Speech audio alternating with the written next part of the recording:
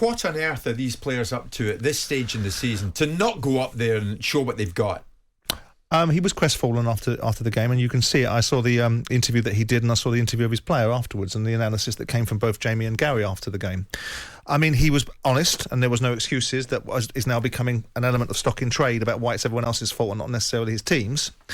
They lacked a lot of the substantial leadership on that team that they needed, and you are underestimating the competency and atmosphere that was at St James's Park and the freedom that those Newcastle players could play with and the vein of form that they're in. So everybody knew this was a difficult game. Martin Keown was concerned about it because of the vein of form that Newcastle were in. OK, they got smashed by Man City, but that's nothing that a lot of teams haven't gotten.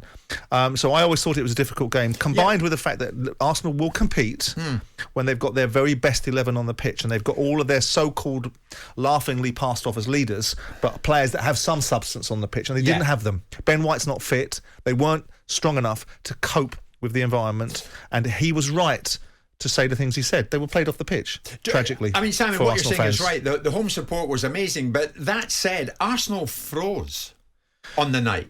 Why? I mean, you don't expect that. Well, he led. Two people led to the evaluation afterward, didn't they? One was taken to task by Carragher and Neville, and you can debate whether that's right or wrong. You can debate whether honesty or hiding behind words, as was the observation that Jamie, I think, was making. Do it on the pitch, not in the post-match interview. Too much of this, right? And I think he's right to that extent. But also, by the same token, do you want these players to speak freely or not? Yeah. So with that in mind, did they freeze? Yes. To some extent. Were they made to freeze by the level that Newcastle played at? I think there's an element of that too. Do I think that they folded an environment? No, I think that they aren't a psychologically particularly strong team. And I think the fourth and fifth spot in this league this year is based upon two sides that aren't good enough to really be in the top four under a normal regime of what a top four looks like. But because of the composition of a league this year, that's why it's been up and down. That's why Tottenham, it wasn't so long ago we were talking about Tottenham. We know what we're going to get. Tottenham are going to win, they're going to lose. They're going to win, they're going to lose.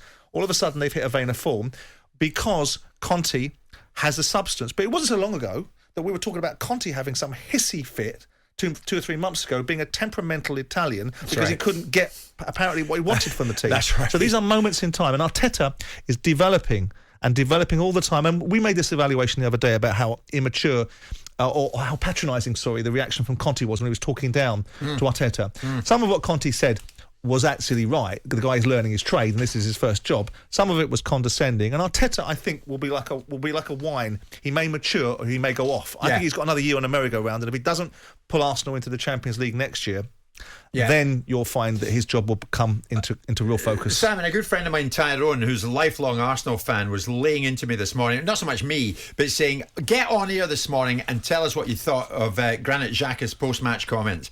And a lot of Arsenal fans, including Tyrone, felt that this was extremely offensive, hearing this from someone like Granit Xhaka. He says, from the first minute to the 90th, we didn't deserve to be on the pitch. I can't explain to you why. We didn't do what the game plan was. We're not listening to the coach, and on he goes. Yeah. And this is Xhaka post-match. Now, what he is being is very, very honest, but it's too little too late. But does he mean we? Does he include himself in that equation? He's saying we. Well, does he for the purpose of the conversation where he appears to, but by association, but not by definition, right? He was clearly talking about younger players, and I think Gary Neville picked up the point, which was, hang on a second, how dare he? Yeah. How dare he? I don't know. I think these interviews after a game are often very constructed in the mind of a player, where they think they have to say certain things, and they feel that by saying these things they're appealing to a certain gallery that they're playing to. We see it with Man United players week in, week out. You mentioned Maguire before, absolute tripe that they think people want to hear. Yeah. I think what he said was probably ill-advised. The fact he said it, what does it tell you about his character? Either he's got balls, or he's stupid, or it's a combination of the two. Well, further into it, Simon, and you're right, he seems to take himself out of the equation, Xhaka. He says, if someone isn't ready for this game, stay at home. It doesn't matter your age. If you're nervous, stay on the bench or stay at home. You need people to have the balls to come here and play. It's one of the most important games for us. So in other words, if you can't do it, don't get involved. But contextually, you have to follow the line of questioning. Yeah. The journalist asked him a question, which then led him to that particular part of his observation. So I think in fairness to him, he was asked about the freezing of certain players and who he was referencing and what he meant and why didn't people have the backbone. So he went on to explain, if people haven't got the backbone, if the question is that they haven't got the backbone because I'm making an association in that respect, then they have to ask themselves why that is, irrespective of whether they were 10 10, 18 or 31, I think is what he said. Yeah. So it was a contextual answer to a question that was asked of him by a journalist, because this was the gift that kept on giving. That's right. He was giving this journalist so many threads to unpick from that ball of wool that the journalist couldn't help himself. And you don't blame him for that, do you? For sure. Jim White and Simon Jordan. Monday to Friday mornings from 10 on AM, on DAB, via the talkSPORT app and on your smart speaker.